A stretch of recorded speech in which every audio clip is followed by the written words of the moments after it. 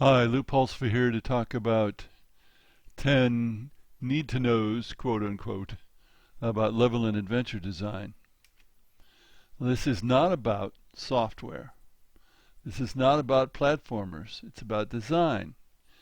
Deciding what's there, how it's arranged, how it works. A lot of online classes confuse making the software with designing. The designing has nothing to do with software, and of course for adventures, often it's tabletop RPG adventures where there is no software. So here's a list of what I'm going to talk about. I'll talk about each one individually, so I'm not going to dwell on this list.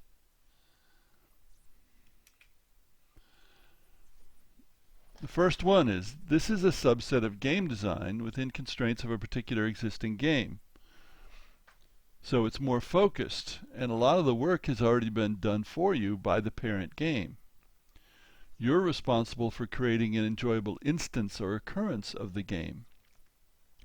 You apply how the game works to a specific situation and arrange things so that the players will enjoy it. Now, a big question here is whether you're a game designer or a fiction writer, that is to say, the role of story. Players of adventures and levels are often into story more than the average gamer.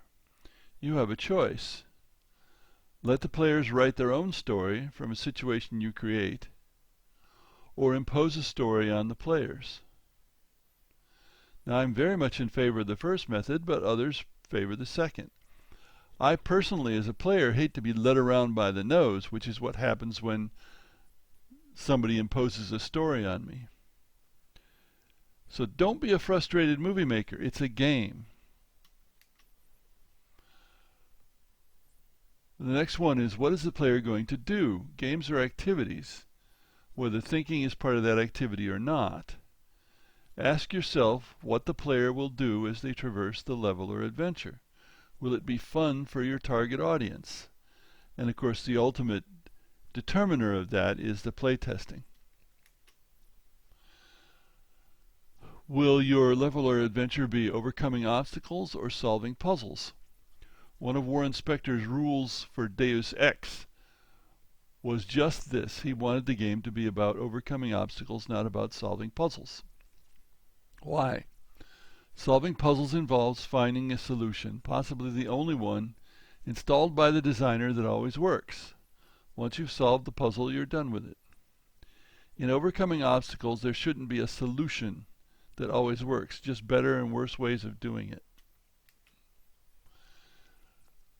Another point is leave the players in control, and this is related closely to cutscenes. Players want to feel that they control their fate, that they're in charge. Cutscenes that cannot be interrupted destroy that feeling, especially if they can't be interrupted the second time through. That's just a horrible way to design things. The game is about playing, not about watching. Watching is what films are for. Games are not films. Open versus linear adventures. Again, players often want agency. They want to feel that their efforts make a difference. That's nearly impossible in a linear adventure, where the player must proceed according to the design, period. Here's a quote from somebody named R. Payton. Remember that the game is about the players writing the story. Worst DM I ever had made us fit his storyline to the point that one of our players, that is to say characters, committed suicide to stop things from going the way the DM wanted. When even that didn't work, we all quit playing with him. Free will, dude. And that's one extreme of the points of view. Another need to know is write everything down. Don't think you can remember everything you've thought of, or even everything you want to do. Write it down or voice record it.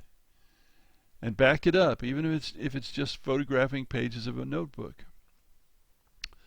Here is a quote from the famous composer Hector Berlioz. Every composer knows the anguish and despair occasioned by forgetting ideas which one had no time to write down.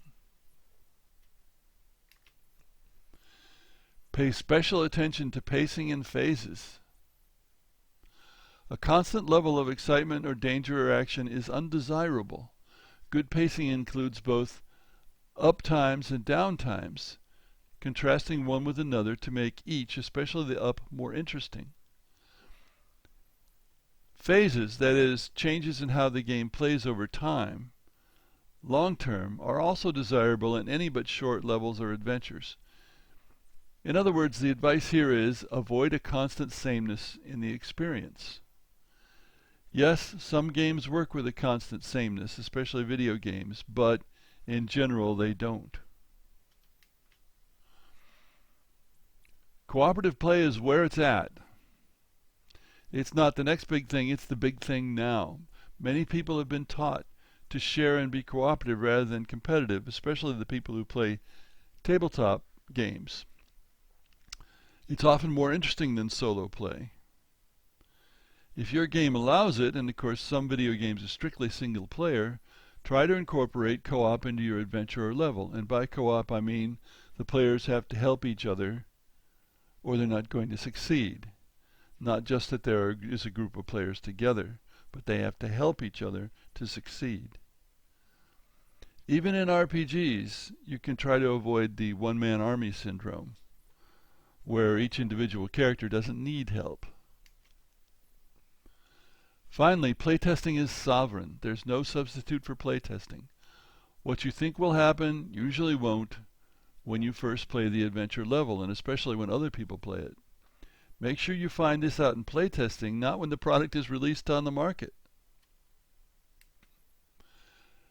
Now, this is the subject of an entire online audiovisual course. It's about 6 hours.